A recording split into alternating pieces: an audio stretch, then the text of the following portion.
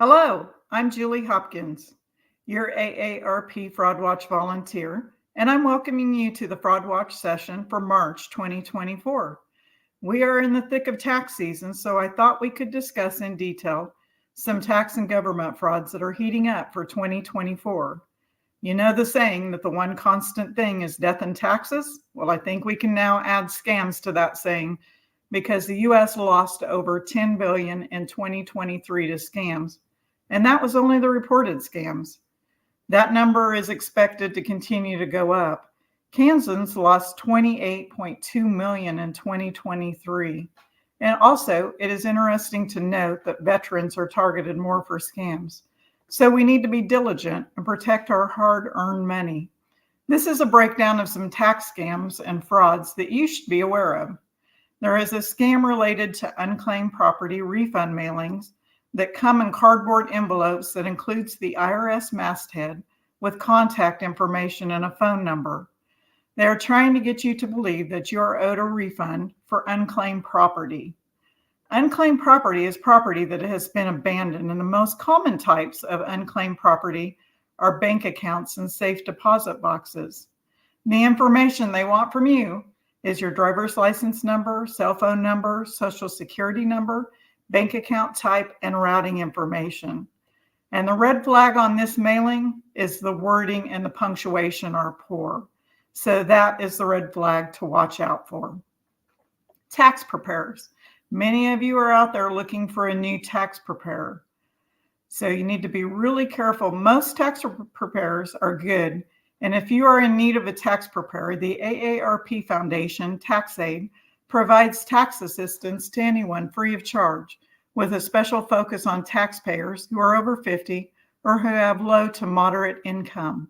Tax aid volunteers are located nationwide and are trained and IRS certified every year to make sure they know and understand the latest changes and additions to the tax code. Some of the red flags for tax preparers are ones that charge based on your refund amount. I know you've seen those ads on TV. And some will collect your information and then ghost you. They go away and you don't hear from them again. They may direct your refund to their account. They may invent false income to get more tax credits. They may claim fake deductions, or they ask for a cash payment without providing a receipt. To put you in control, check the credentials of your tax preparer. The IRS has a listing of qualified tax preparers. Go to the IRS website, irs.treasury.gov/RPO/RPO.JSF. And if you didn't get that, just go into your browser and key in listing of IRS preparers with credentials and select qualifications. This should get you to somebody who is qualified. Social Security Administration. I had a young son who had never used his Social Security number before in his life. And he was in high school. He was a sophomore. He needed to get a debit card so that he could pay for things at school, such as lunches and snacks. So he filled out an application, and the Social Security came back and said, "You have bad credit." My son was a sophomore. We went back and got onto Social Security Administration and realized that somebody had filed a bankruptcy on him when my son was in elementary school. So we filled out the paperwork and we got that all straightened out, which it wasn't a hard thing to do, but somebody had used his Social Security number. The next thing we're going to talk about is imposter scams. So one of the most popular ways for criminals to steal money and sensitive information is by impersonating a trusted source, often a government agency. According to the Federal Trade Commission, victims of government imposter scams reported losing nearly $509 million in 2022. A frequently impersonated agency is the Social Security Administration. And here's what you need to know to spot and stop a Social Security imposter scam. How it works.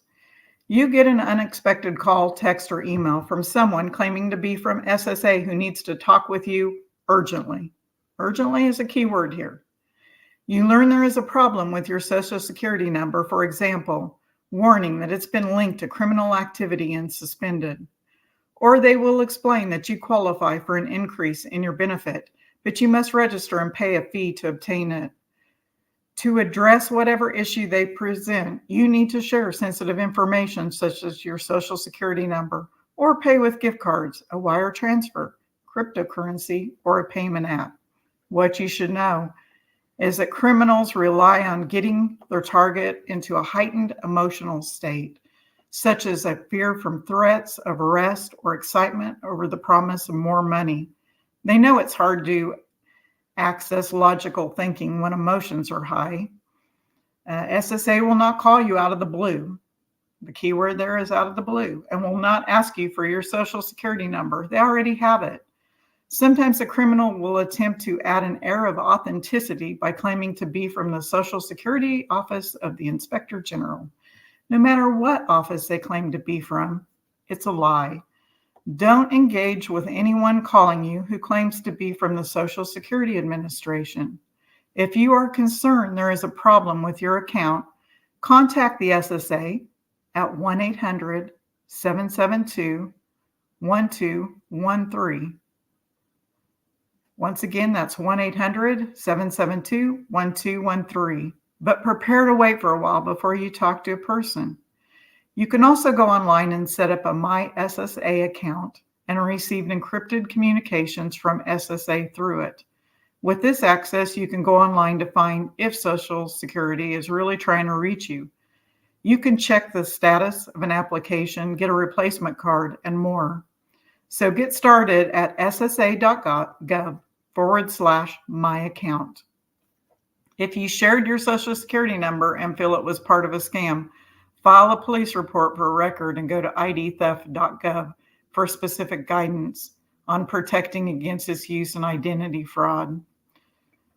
Watch out for emails and text messages that claim they are from the IRS or state government. The IRS will initiate most of their contact via mail and not through emailing or text messages.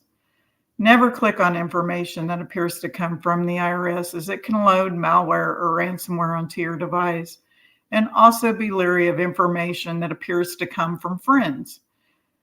So we have one currently going around our neighborhood right now. We have a distribution group in our neighborhood, and we're on that distribution group, and we'll get texts.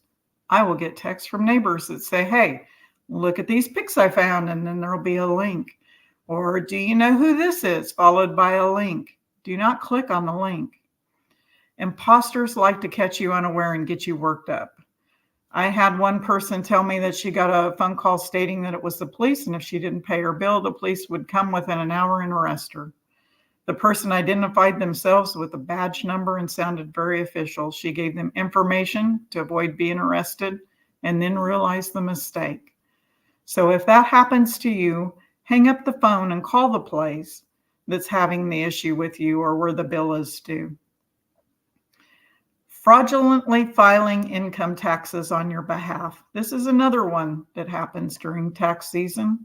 This is a form of identity theft. Someone has stolen your Social Security information and has now filed taxes on your behalf. Go ahead and file your taxes and pay your taxes utilizing paper if you have to, because if they've already filed online, you may not be able to duplicate file. Contact the IRS directly to help you with next steps. You can be approached in a multitude of ways. Scammers can appear at your door, on the phone, by mail, by email, by text, through internet and apps. Scams and frauds are big business, but remember, do not feel ashamed if you have fallen for a scam or a fraud. You are the victim, and be sure to report it.